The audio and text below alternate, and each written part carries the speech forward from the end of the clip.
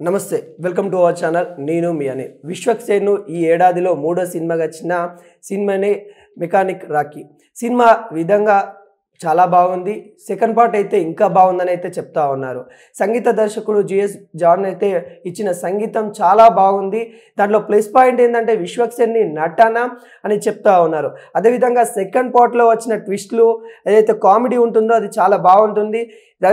రవితేజ ముల్లపూడి దర్శకత్వంలో వచ్చిన సినిమా కాబట్టి చాలా బాగుంది ఎడిటర్ కూడా అల్వార్ అలీ గారు అయితే బాగా చేశారు నిర్మాత రామ్ తల్లూరి గారు కూడా చాలా బాగుందని కూడా చెప్పడం అయితే జరుగుతూ ఉంది అదేవిధంగా సినిమాలో పాటలు చాలా ప్లస్ పాయింట్ అయితే ఉన్నాయి ఈ ఏడాదిలో మనం చూసుకున్నట్లయితే గామి తర్వాత అయితే మరి వస్తూ ఉన్న చిత్రం అని కూడా మనకైతే తెలుసు ఈ చిత్రంలో బలమైన ప్రచారం అయితే జరిగిన అంటే ఈ ఏడాదిలో బలమైన ప్రచారం కానీ లేకుంటే ఈ మధ్యలో విడుదలైన సినిమాలలో బలంగా వస్తున్న సినిమా అని కూడా మనకైతే మెకానిక్ రాకీ అని కూడా చెప్పుకోవచ్చు దీనిలో అసలు స్టోరీ ఏంటి అసలు సినిమాకి సంబంధించిన స్టోరీ చూసినట్లయితే ఒక బీటెక్ సంబంధించిన వ్యక్తి మధ్యలో వాళ్ళ తండ్రి గారికి సంబంధించిన మెకానిక్ షాప్లో పనిచేయడము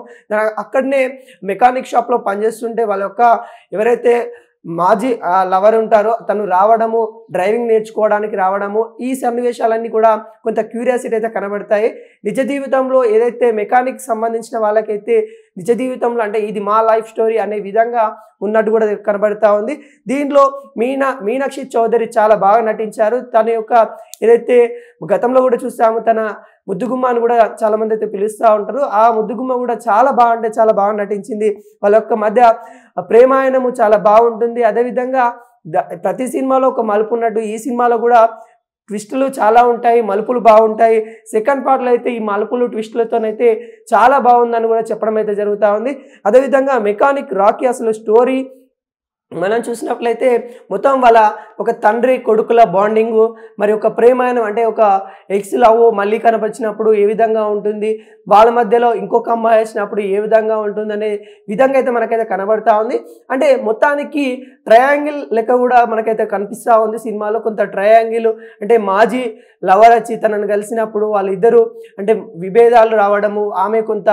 ఉన్నత స్థాయిలో ఉండడము ఆ తర్వాత ఈయన మెకానిక్లో పనిచేయడము బీటెక్ చేసిన వ్యక్తి ఏంది మెకానిక్లో పనిచేస్తూ ఉన్నారని కూడా కొంత చిన్న చూపు చూడడం ఈ సినిమాలన్నీ మనకైతే కనబడతా ఉన్నాయి చాలామందికి మెకానిక్ సంబంధించిన ఎవరైతే ఉంటారో వాళ్ళకి నిజ జీవితంలో వాళ్ళ లైఫ్ స్టోరీ లెక్కనైతే మనకైతే కనిపిస్తూ ఉంది అదేవిధంగా ఎవరైతే ఈ లవ్ స్టోరీ సంబంధించిన అంటే ప్రియా అనే ఒక అమ్మాయి కొత్తగా వస్తుంది దానికి సంబంధించి ప్రియా రాకీ మధ్యలో బాండింగ్ అయితే ఏ విధంగా ఉంటుంది అసలు ప్రేమాయణం వీళ్ళిద్దరి మధ్యలో ప్రేమాయణం ఏ విధంగా ఉంటుందని కూడా ఈ సినిమా అయితే మనకైతే క్లియర్ కట్గా కనిపిస్తూ ఉంది అదేవిధంగా సినిమాలో అనేక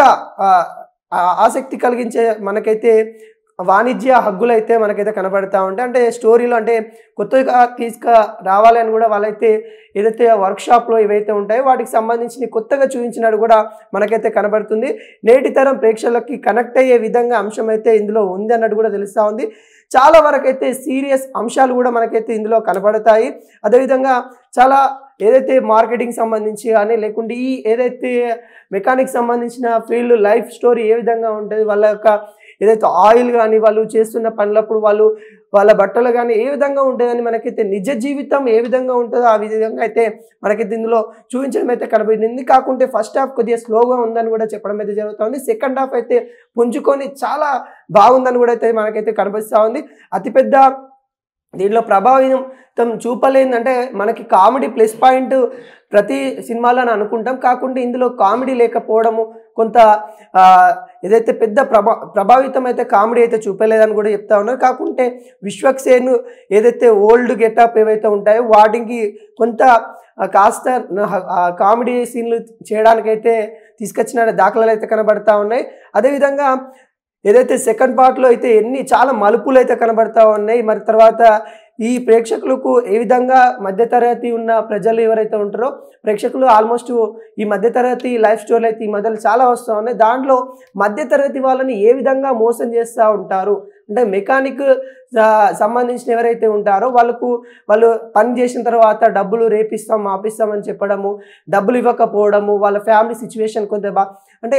ఈ మధ్య తరగతిలో అంటే వాళ్ళు డైలీ చేసుకునే సిచ్యువేషన్ ఉంటాయి కాబట్టి వాళ్ళ ప్రతి ఒక్క లైఫ్ స్టోరీలో అయితే అంటే ఈ లైఫ్ స్టోరీ నాది అన్నట్టుగా మెకానిక్ సంబంధించిన వాళ్ళైతే ప్రతి ఒక్కరైతే నీలమయ్యే సిచ్యువేషన్ అయితే కనబడతా ఉంటుంది. ఎందుకంటే ఆ విధంగా ఉంది సినిమా. మెకానిక్ సంబంధించిన వాళ్ళకైతే ఈ సినిమా అయితే కనెక్ట్ అవుతూ ఉంటుంది. విశ్వక్సేను ఇప్పటి వరకు చేసిన పాత్రలలో ఇప్పుడు అలాగా కనిపిస్తూ ఉంటారు అనమాట. వాటికి సింక్ కాకుండా ఇప్పుడు కొత్తగా తన నటన మరి ఇంకొక మెట్టు ఎక్కిందని కూడా చెప్పుకోవచ్చు. తన కథానాయకురాలు అయిన మీనాక్షి చౌదరి కూడా అంతే విధంగా మీనాక్షి చౌదరి కానీ శ్రద్ధ శ్రీనాథ్ కానీ వీళ్ళు బలమైన పాత్రలు ఉండడము, ఇద్దరు హీరోయిన్లు, ఇద్దరు ముద్దుగుమ్మలు ఉండడము ఈ సినిమాకి కొంత ప్లస్ అయినట్టు కూడా మనకైతే కనబడతా ఉంది. సాంకేతిక సినిమా ఉన్నట్టుగా కనిపిస్తూ ఉంది. జేమ్స్ బియోస్ తన మ్యూజిక్ అయితే చాలా బాగా అందించినట్టు కూడా మనకైతే దీనిలో కనబడతా ఉంది. ఇంకా దర్శకుడు రవితేజ ముల్లపూడి అయితే కథను ఎంచుకునేటప్పుడు ఆయన తూచి ఎంచుకుంటాడు. తను చేసిన కథలలో కూడా చాలా హిట్ అయిన సినిమాలు అయితే ఉన్నాయి. దాంట్లో భాగంగానే ఇది కూడా చాలా హిట్ అయిపోయే సినిమా అని కూడా చెప్తా ఉన్నారు. సినిమాకి ప్లస్ పాయింట్ మైనస్ పాయింట్ ఒకసారి చూసినప్పుడైతే సినిమాకి కథలో మలుపులు ట్విస్టులు అయితే చాలా ప్లస్ పాయింట్ అని కూడా చెప్పుకోవచ్చు. అదేవిధంగా విశ్వక్సేన్ నటన చాలా ప్లస్ పాయింట్ అని కూడా. ఓల్డ్ సిటీ ఎట్లా ఉంటుందంటే బరాబర్ చేస్తాం, బరాబరి అనే మాటలు ఏవైతే ఉంటాయో ఆ మాటలలో అవి తెలంగాణ కొంత స్లాంగ్ తీసుకొని రావడం, తెలంగాణ ఏదైతే వాతావరణం ఏదైతే ఉంటుందో ఓల్డ్ సిటీకి సంబంధించిన ఆ లుక్ ఏదైతే ఉంటుందో ఆ లుక్ అయితే క్లియర్ కట్గా మనకైతే క్లియర్ కట్గా కనిపిస్తూ ఉంది. అదేవిధంగా సెకండ్ పార్ట్ ఏదైతే ఉంటుందో సెకండ్ పార్ట్ అయితే పిచ్చెక్కిచ్చాననే చెప్తా ఉన్నారు. సెకండ్ పార్ట్లో విశ్వక్సేన్ తన యొక్క అంటే ఫస్ట్ హాఫ్ ఏమన్నంటే తన యొక్క లైఫ్ స్టోరీ ఏ విధంగా ఉంటుంది అనేది తీసుకొచ్చారు. సెకండ్ హాఫ్ ట్విస్ట్ అసలు ఆయన లైఫ్ స్టోరీ ఎక్కడ స్టార్ట్ అయ్యి ఎక్కడ ఎండ్ అయింది అనేది కూడా సినిమాలో ఉంటుంది. కాబట్టి ఆ ఎండ్ అయ్యే స్థానంలో అయితే దాదాపుగా విశ్వక్సేన్ అయితే చించి పడేసిందనే చెప్తా ఉన్నారు. అదేవిధంగా ఇక మనం మాట్లాడుకుంటే సంగీతం, అసలు మ్యూజిక్ అసలు మామూలుగా లేదు. ఏదైతే సినిమాలో ఉందో ఈ సినిమాలో అసలు మ్యూజిక్ మస్తు ఉందని కూడా ప్రేక్షకులు అంటే ఆ స్క్రీన్కి అంటే అక్కడ పాత్రలకు తగ్గట్టు అక్కడ సన్నివేశానికి తగ్గట్టు సాంగ్స్ కూడా వచ్చాయి. ఒక 2 సాంగ్స్ అంతా ప్రభావితం చేయనప్పుడు కానీ ఇంకా మిగతా సాంగ్స్ అయితే చాలా బాగున్నాయని కూడా చెప్పడం అయితే జరుగుతూ ఉంది. అదేవిధంగా దానికి మైనస్ అసలు సినిమాకి మైనస్లు ఒకసారి చూసుకున్నట్లయితే నెమ్మదిగా ఫస్ట్ హాఫ్ కొద్దిగా నెమ్మదిగా ఉంది. ఇంకా కామెడీని వాళ్ళు ఇంప్రూవ్ చేయొచ్చు, అంటే ఇంకా చాలా కామెడీ సీన్లు పెట్టచ్చు. అంటే తెలంగాణలో కానీ ఇక్కడ ఓల్డ్ సిటీలో అంటేనే మనకి కొంత కామెడీ వర్షన్ కూడా కొంతవరకు అయితే వాళ్ళు ఇంకా ఇంప్రూవ్ చేసుకోవచ్చు, ఇంకా పెట్టే స్థానాలు ఇంకా ఉంటాయని కూడా కొంత సినిమా సంబంధించిన వర్గీకరణ వాళ్ళైతే చెప్తా ఉన్నారు. అదేవిధంగా మెకానిక్ రాకీ చేయాల్సిన రిపేరింగ్ అసలు తను బీటెక్ అయిపోయింది కదా, తను అయిపోయిందని అంటే బీటెక్ మధ్యలో వదిలేస్తాడు అన్నమాట. బీటెక్ మధ్యలో వదిలేసి మెకానిక్ వచ్చాడు కాబట్టి ఈ మెకానిక్ వచ్చిన సన్నివేశాలలో తను వెహికల్ రిపేర్ చేస్తున్న సమయంలో తను తీసుకొచ్చిన ప్రతి వెహికల్ని తనైతే రిపేర్ చేస్తూ ఉంటాడు అన్నమాట. ఆ ప్రతి వెహికల్ని తను